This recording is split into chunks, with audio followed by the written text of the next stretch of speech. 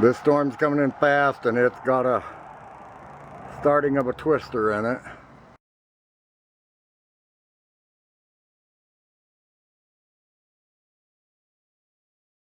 It's right, the beginning is right here. I can't get close enough to get where it's showing where it's starting. See it right there, the tail of it? It's up in the clouds for right now, but who knows where it's going to come down. I saw it snake across a while ago and then it went back down. But that's very, very, very, very dangerous. I went out and picked a colander full of basil and I'm getting it washed. And I put cold water and a little bit of vinegar in it and I'm going to let it set for about 20 minutes. The vinegar helps get bugs out and kill them. And then I'm going to put this on paper towels, let it dry, and then I'm going to end up putting it in the, look at those beautiful big old leaves. The smell, oh my gosh, the smell is just awesome. So anyway, and then I'm going to dehydrate it and can it and get it ready for winter time.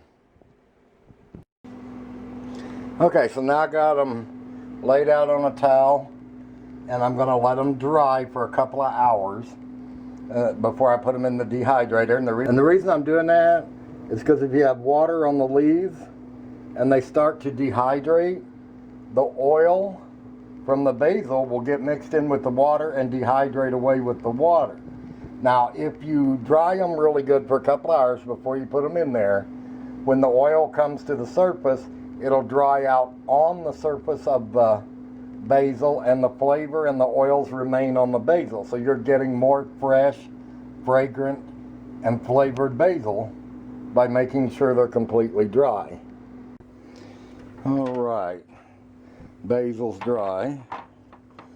We're going to get it on the, now I'm holding the camera with my hand, so if I go off a little bit, don't blame me. It's because I'm busy looking at leaves and stuff and not paying attention where the camera's at.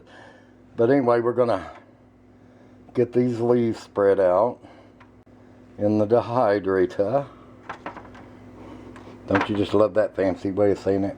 In the dehydrator. All right, we ended up with about 3 trays full. Now I'm gonna put the top on it. And all right, now I've got 3 trays. I'm going to set it for about 95 degrees for basil.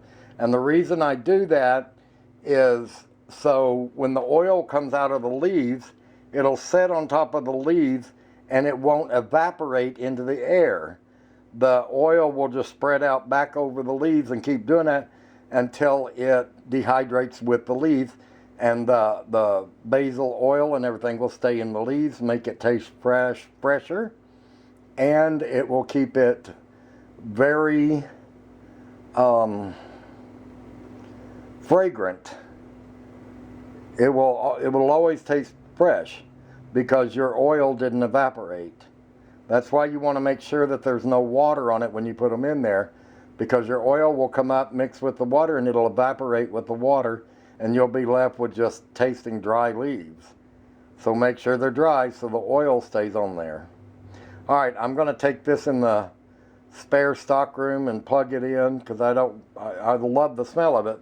But if I dehydrate it in the kitchen, the smell will stay here for weeks. All right, here we are, 12 hours later. And good and dry.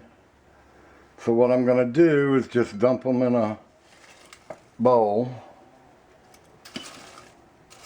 I'm not going to use a spice grinder because these are so dry that it will turn them into powder.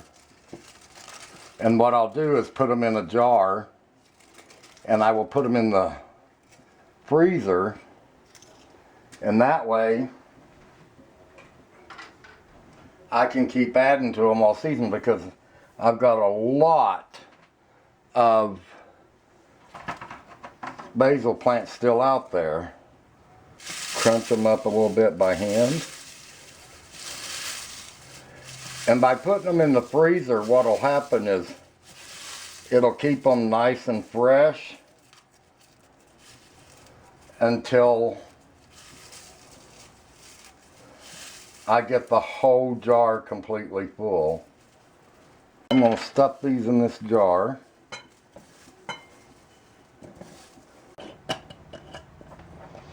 Alright, well there's 3 trays worth.